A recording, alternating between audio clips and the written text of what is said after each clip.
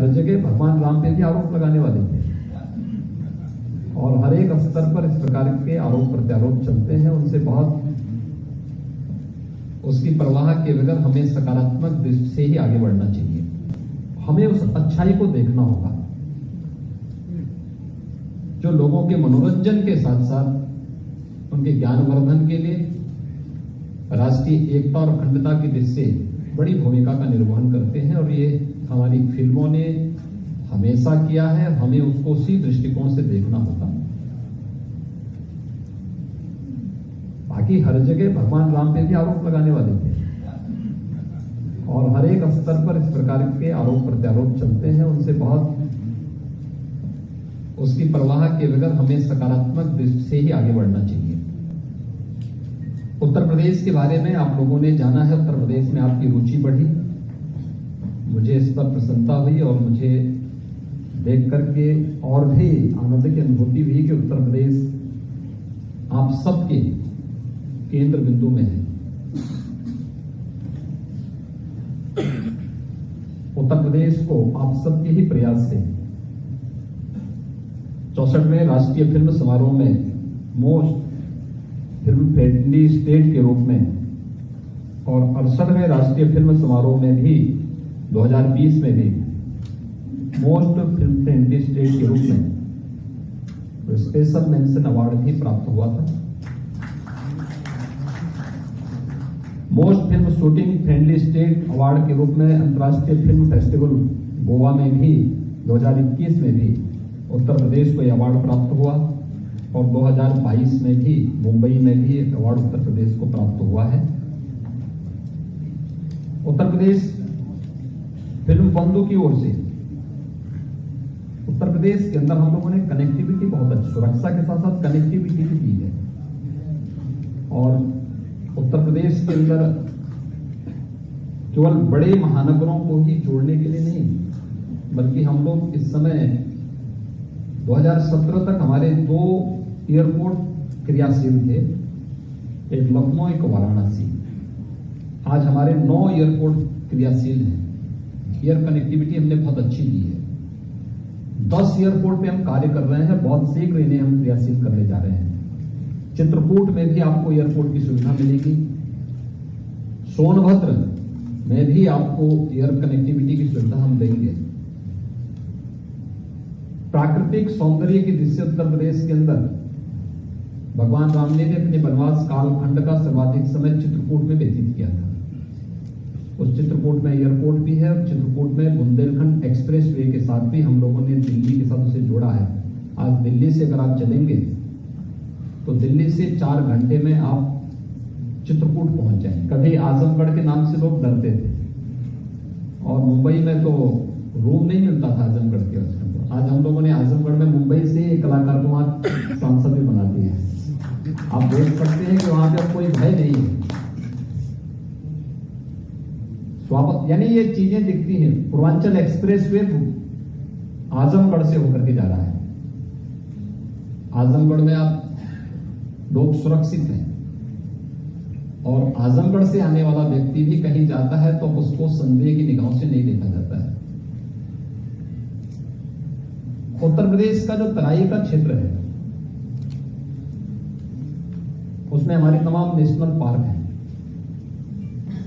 आज से नहीं, सैकड़ों वर्षों की विरासत उसके साथ जुड़ी हुई है। फिल्म सिटी के निर्माण की कार्रवाई और ये फिल्म सिटी हम वहां पे बना रहे हैं जहां से मथुरा की दूरी, मथुरा, वृंदावन, बरसाना, नंदगांव, गोकुल, ये सभी दूरी आधे घंटे से पौन घंटे की सड़क यात्रा से आप तय कर सकते हैं। एशिया का सबसे बड़ा एयरपोर्ट जेवर इंटरनेशनल एयरपोर्ट हम वहीं पे बना रहे हैं। यानी फिल्म सिटी से 10 मिनट की दूरी में आपको इंटरनेशनल एयरपोर्ट मिलेगा।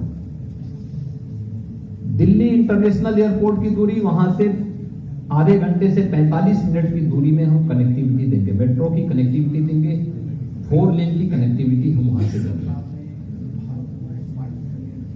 बहुत सारी सुविधाएं हम वहां पर देने जा रहे हैं और इस संबंध में हमारा कोई अनुभव नहीं है। इस फील्ड में आप लोगों की विशेषज्ञता है। किसी ने कोई एक्टर के रूप में, कोई प्रोड्यूसर के रूप में, कोई किसी अन्य रूप में अपना योगदान दे रहा है, तो स्वाभाविक रूप से उन चुनौतियों के बारे में भी आप ही जानते हैं और उनकी समस्या कैसे होनी है, उस समस्या के समाधान का मार्ग भी आप ही को सुझाव देना है।